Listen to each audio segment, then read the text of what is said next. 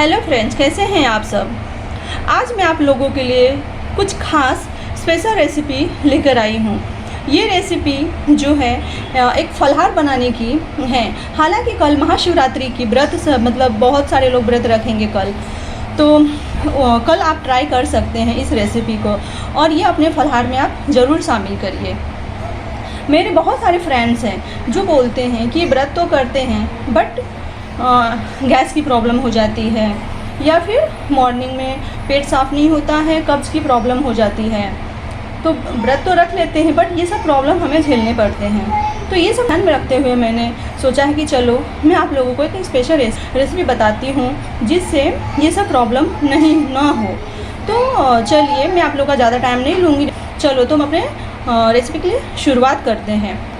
हाँ, तो ये आप सब मेरे ख्याल से सब जानते होंगे कि ये जो है इसे हम हिंदी में शकरकंदी कहते हैं, इंग्लिश में स्वीट पोटैटो और महाराष्ट्र में कहते हैं ये रतालू और बिहार में इसे अलुआ कहा जाता है। ये बहुत ही हेल्दी होती है।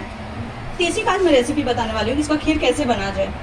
तो पहले मैं क्या करूँगी, मैंने आधा किलो शकरकंदी ली हूँ और इसे ये बहुत बड़ी थी, इस साइज़ की थी, तो मैंने इसको हाफ काट लिया है और इसको डेगची में इसको बॉईल कर लिया है मैंने धीमी आंच पर। में 20 मिनट के लिए इसको रख दीजिए, ये बॉईल हो जाएगी। या फिर आपको जल्दी रेडी करना है तो आप कुकर में भी डाल सकते हैं, कुकर में एक सीटी लगा दीजिए, बॉईल हो जाएगी।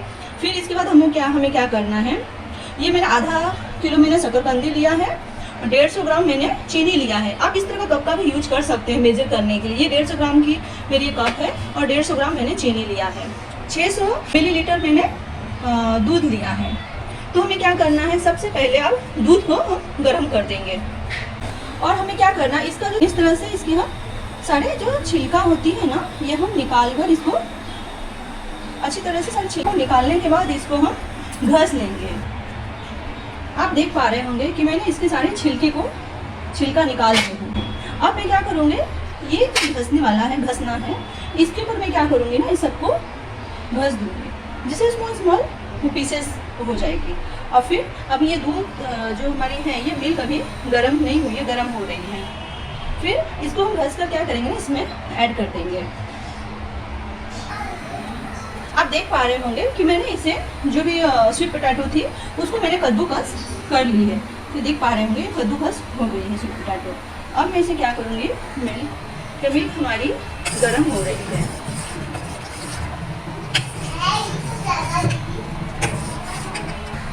अब हम क्या करेंगे ना, इस मिल्क में ये चीनी जो 150 ग्राम मैंने लिया है इसे मैं ऐड कर दूँगी। अब इसे थोड़ा अच्छी तरह से चीनी को मेल्ट होने देंगे, चीनी पूरी मिल जाए। फिर उसके बाद हमें जो कद्दूकस किया हुआ है स्वीट पोटैटो है उसको हम ऐड करेंगे।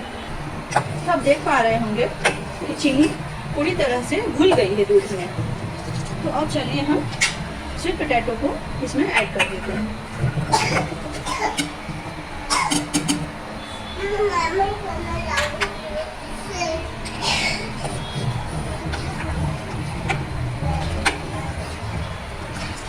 और इसे हम 5 मिनट के लिए धीमी आंच पर यूं ही कुक होने देंगे। फ्रेंड्स, आप देख पा रहे होंगे कि 5 मिनट हो गई है और हमारी ये खीर की रेसिपी रेडी हो गई है। अभी हम क्या करेंगे, गैस को ऑफ कर देंगे।